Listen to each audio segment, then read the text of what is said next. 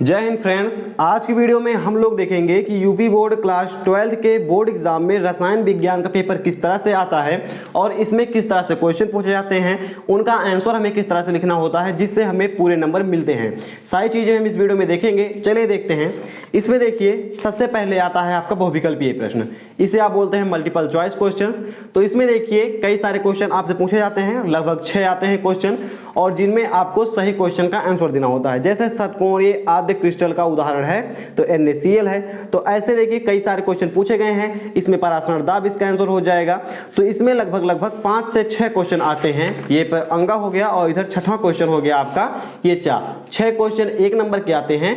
इनका आंसर आपको मतलब कि देना होता है। और अगर आप अपने लेसन को अच्छे से पढ़ते हैं तो ये 6 क्वेश्चन आपको आ जाएंगे।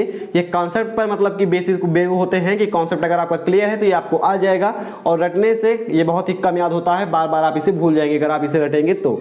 इसका जो राइट आंसर है शायद में आइसोसाइनाइड है, तो इस पर हम टिक कर देते हैं। ये इसका राइट आंसर हो जाएगा।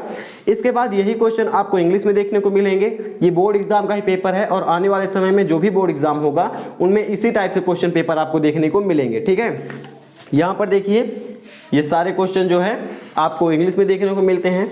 कई सारे लोग सोचते हैं कि जो पेपर है वो हमें वाइट पेपर पर देखने को मिलता है, लेकिन ऐसा नहीं है।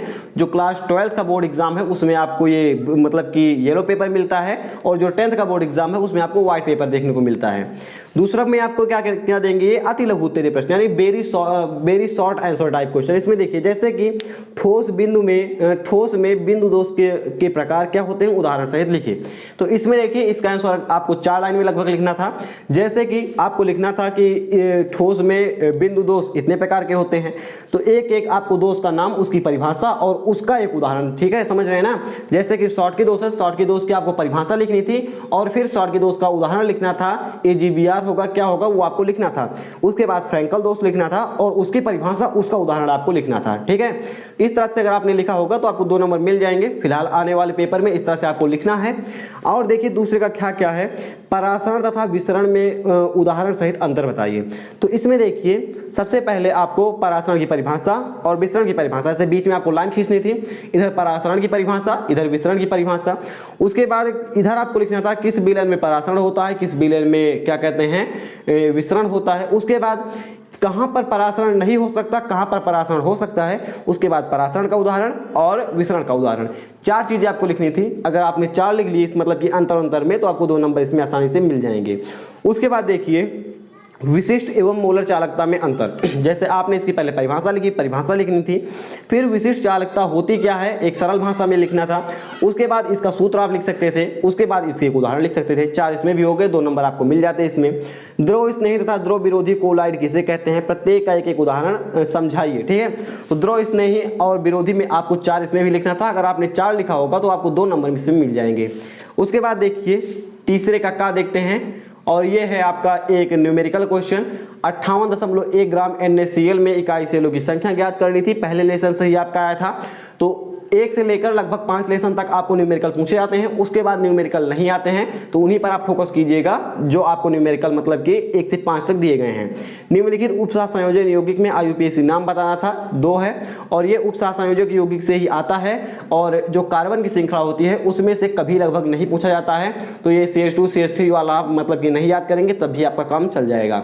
उसके बाद देखिएगा मानव शरीर में प्रोटीन का क्या कार्य है, प्रोटीन के विकृतीकरण से आप क्या समझते हैं। ये एक बायो का क्वेश्चन है, लेकिन लास्ट लेसन में आपका एक बायो टाइप से एक मतलब कि लेसन दिया गया है, उसी में से एक क्वेश्चन पूछा गया है। तो बायोलॉजी वालों के लिए तो फायदा हो जाएगा, लेकिन अगर आपने 10th में बायो पढ़ी है तब भी आप इसका आंसर दे देंगे कि प्रोटीन का क्या कार्य है। आपको इसमें 4 से 6 लाइन लिखना था, 2 नंबर आपको यहाँ से मिल जाते हैं। गैर धातु क्या होती है, इनके आपको गुण बताने थे। गैर धातु होती है, जैसे अधातु आप लिख सकते हैं, जो धातु नहीं है यानी अधातु का आपको परिभाषा उदाहरण लिखना था, उसमें आपको यहाँ पर भी नंबर मिल जाते हैं। ठीक है, उसके बाद चौथे का इसे बोलते हैं हम अति लघु उत्तरीय क्वेश्चन, और ये 3 नंबर के क्वेश्चन होते हैं। इनका आंसर हमें लगभग 7 लाइन्स में या 8 या 9 लाइन में हमें देना होता है। इतना अगर हम लिखते हैं तो 3 में 3 हमें मिल जाते हैं। और जो भी आंसर हम देते हैं कॉन्सेप्ट वाइज हमें आंसर देना चाहिए, ये नहीं कि हम कुछ भी लिख दें। आप लोग बोल रहे होंगे कि हम किसी का भी आंसर नहीं बता रहे हैं, केवल हम क्वेश्चन बता रहे हैं किस तरह से आएगा, कैसे आपको करना है। अगर आप आंसर की पूरी वीडियो चाहते हैं तो डिस्क्रिप्शन बॉक्स में एक लिंक दी गई है, वहां पर क्लिक कीजिए, पूरे पेपर का पूरा सॉल्व मतलब आंसर सबका हमने बताया है, वहाँ से आप सारे क्वेश्चन के आंसर देख सकते हैं। देखिए चौथे का क्या है, निम्नलिखित सेल में 298 केल्विन पर नाइनर समीकरण लिखना था। ठीक है, ईएमएफ की गणना आपको करनी थी। फिर देखिए टिंडल प्रभाव, विद्युत संचलन, ये तो आसान है, इस पर आपको टिप्पणी लिखना था। तो इसमें दोनों में आपको लगभग 2-2 या 3-3 मतलब लाइन लिखना था, जिससे आपको यहाँ पर भी 3 नंबर पूरे मिल जाएं। एमीन किसे कहते हैं, प्राथमिक द्वितीयक तथा तृतीयक एमीन के एक उदाहरण देना है आपको यहाँ पर। फेहलिंग का विलयन क्या है, ग्लूकोज के साथ गर्म करने पर इसमें क्या परिवर्तन होता है, समीकरण भी दीजिए। देखिए कई सारे क्वेश्चन हैं जो कि आप भूल जाते हैं, मतलब पेपर में जाने के बाद। छोड़ना आपको एक भी नहीं है। अगर आप इसकी परिभाषा या आप इसका मतलब कि केवल यही क्वेश्चन भी उतार कर चले जाते हैं, तब भी 3 का है तो आधा नंबर एग्जामिनर आपको दे देता है। तो एक भी क्वेश्चन नहीं छोड़ना है, जो भी इससे रिलेट करके आपको क्वेश्चन का आंसर आ रहा है उसे आपको लिख देना है। कुछ नंबर आपको वहां पर मिल जाएंगे, छोड़ेंगे तो एक भी नंबर नहीं मिलेगा। 5वां है, ये है आपका अति लघु उत्तरीय का सेकंड पार्ट, और इसमें देखिए 4 नंबर क्वेश्चन है।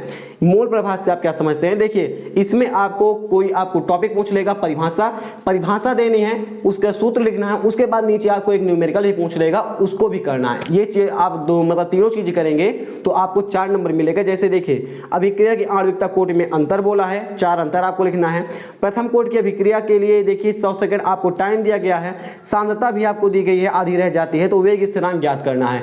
तो सबसे पहले इनमें दोनों में अंतर लिखना है, प्रथम कोटि की अभिक्रिया का आप परिभाषा लिख सकते हैं, उसके बाद न्यूमेरिकल करेंगे तो पूरे नंबर आपको मिल जाएंगे। इसमें आपको कारण देते हुए समझाना है, ये गा क्वेश्चन है चौथे का। इसमें देखिए संक्रमण धातुओं और उनके अधिकांश यौगिक अनुचुंबकीय होते हैं, क्यों। संक्रमण धातुएं तथा इनके अनेक यौगिक उत्तम उत्प्रेरक का कार्य करते हैं, क्यों। ये दोनों मिलाकर 4 नंबर है। दोनों का आंसर आपको लगभग 4-4 लाइन में लिखना था, जिससे आपको पूरे नंबर मिल जाते। अगला देखते हैं हम, ये आपको इसमें लिगेंड और संयोजकता आबंध बताना है। दोनों आपको करना था 4-4 मतलब लाइन में, या आप ऐसे लिख सकते हैं लिगेंड की परिभाषा, फिर एक उदाहरण लिख सकते हैं, संयोजकता आबंध का आप परिभाषा लिख सकते हैं, एक उदाहरण लिख सकते हैं, तो इससे आपको पूरे नंबर इसमें मिल जाते हैं। छठा क्वेश्चन जिसे आप दीर्घ उत्तरीय क्वेश्चन बोलते हैं, 5-5 नंबर का है। इसमें आपको एक कोई चीज बनाने के लिए आएगा, डेकन से क्लोरीन का निर्माण कर लीजिए, अमोनिया का निर्माण कर लीजिए, HCl का निर्माण कर लीजिए, या क्या कहते हैं एक्वारेजिया का निर्माण कर लीजिए। तो कोई चीज आपको यहाँ पर दे देता है बनाने के लिए, उसको आपको बनाना होता है। ये एकदम आसान चीज आता है। और नीचे अगर आप आएंगे तो ये भी आसान है, लेकिन इसकी मतलब की तुलना में ये आपको कठिन देखने को मिलता है। तो आपको मतलब बनाने की आपको परिभाषा याद है, कैसे बनाना है, चित्र वगैरह याद है, तो आप बना सकते हैं। उसके बाद देखिए ये क्या है, यहाँ पर खा वाला क्वेश्चन में मोनोहाइड्रिक अल्कोहल क्या है, क्वथनांक इसका उच्च क्यों होता है, अल्कोहलों के विरचन की कोई 2 विधियां लिखिए। या फिर अथवा में देखिए 3-4 क्वेश्चन पूछा है, 5 क्वेश्चन। तो अगर आप अथवा पर ना बल डालें, अगर आप ये ऊपर वाला कर लें, और अगर आपको ऊपर वाला अच्छे से आ रहा है तो अथवा वाला मत कीजिए करिए, क्योंकि अथवा वाला बहुत ही लंबा पड़ जाता है। फिलहाल देखिए ये कुछ क्वेश्चन और बचे हैं, और ये सारे क्वेश्चन को आप देख लीजिएगा। यहाँ पर देखेंगे आप तो इसमें भी क्या कहते हैं, प्रयोगशाला में फॉर्मेल्डिहाइड बनाने की विधि दी गई है। बनाने से लगभग आपको 2 या 3 क्वेश्चन इसमें पूछे गए हैं, तो उसको आप याद कर लीजिएगा। लगभग 15 नंबर क्वेश्चन आता है। फिलहाल इस वीडियो में इतना ही था, यहीं पर आपका पेपर समाप्त होता है। ये सब इंग्लिश में दिया हुआ है। कैसी लगी वीडियो आपको, आप हमें कमेंट करके जरूर बताइएगा। और इस पेपर का आप पूरा सॉल्यूशन देखना चाहते हैं, डिस्क्रिप्शन बॉक्स में एक बार विजिट कीजिएगा, वहां पर लिंक आपको मिल जाएगी, वहां से आप सब कुछ देख सकते हैं। फिलहाल हम मिलेंगे ऐसे किसी नेक्स्ट वीडियो में। जय।